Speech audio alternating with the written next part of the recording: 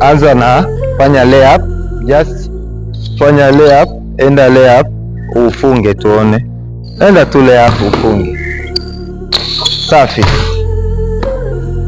Kuhusu video hii na kwenda kuongelea nini, unavyofanya layup umejikuta hapo hivi, wakati ni kosa. Unavyofanya layup unatakiwa ushuke hapo hapo ambapo ulichukulia hatua ya pili. Hatua ya kwanza utakiwe kuianza mbali, na hatua ya kwanza inakupush mbele. Hatua ya pili unavyoichukua, usikubali tena kuendelea kwenye hiyo movement ya kwenda mbele. Hiyo hatua ya pili inatakiwa iwe hatua ya kukupush kwenda juu, ila unafunga ukiwa unashuka hapo hapo, because unavyoenda hivyo ulivyoenda, unavyochukua hatua ya kwanza ya pili, sio unafunga, ila angalia mwili wako unakoenda. Unafunga hapo, ila wewe upo ni kama hujaachia mpira, ila wewe umeisha kuwa kwa situation ya kwenda nje ya uwanja ama chini ya goli. Kama mi ni mrefu nimekuja nyuma yako, inakuwa ni rahisi kwangu kukublock. But kama unaenda hatua ya kwanza ya pili, hata kama nimekuja nyuma yako, mwili wako utani stop, boli inakuwa mbele, na maanisha kati, ili ni kublock natakiwa kupita mwili wako ili niende block mpira huko mbele, inakuwa ngumu. Jaribu kwanza, just fanya 1 2, kisha unapanda, ila kuwe na distance kati yako na mpira na goli. Sawa, twende go. Unaona bado unashuka hapo, unatakiwa uishie hapo, usiende huku nje. Safi, twende tena. Okay, hapo unafanya vizuri kidogo, but unachotakiwa kuweka kwenye mind yako ni hatua ya kwanza inakupush mbele.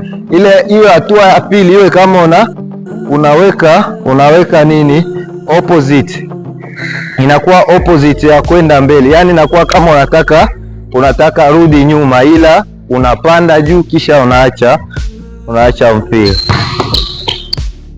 Safi, unaona, ila bado najikuta hapo, nataka ujikute hapo hapo ambapo ulifanya, kama unataka rudi nyuma ili ufunge. Safi, kitu kama hiyo, ila hiyo mpira si unaona umeuacha tena hapa, nataka upeleke mbele.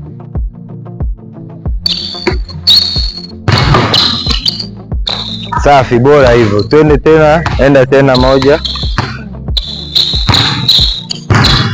tena go. Safi hivyo, twende tena ya mwisho, nakuja nyuma kama nakuja kwenye defense, twende go. Safi, unaona nashindwa kwenda kukukuta, but njoo urudie hiyo ambayo ulikuwa unafanya mbele, kisha unaenda huko nje.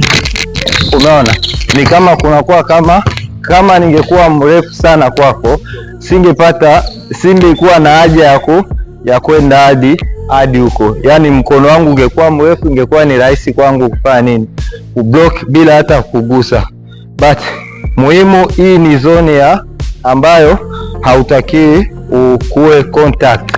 Sasa ukisha kuwa tayari umeingia kwenye hii zone, unakuwa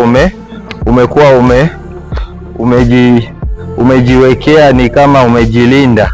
So unavyoenda kuwa hapo, haikupush mujikute unajikuta huko ndani, but movement yako ikiwa hapo hivi, kama hajakugusa, hata kama umeshuka hapo, inahesabika kama movement ilifanyika wapi, nje ya hiyo zone ambayo sio ya contact.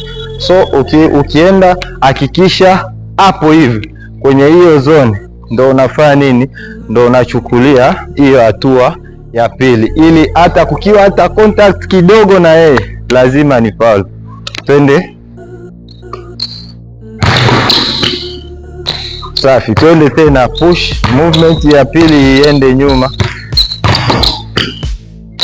Safi. Enda kati tuone, katikati.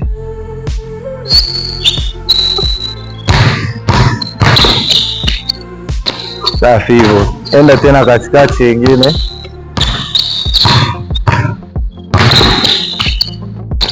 Safi, enda huko pembeni pia tuone.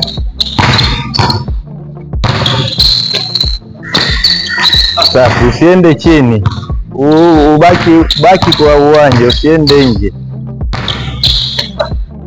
Safi, okay.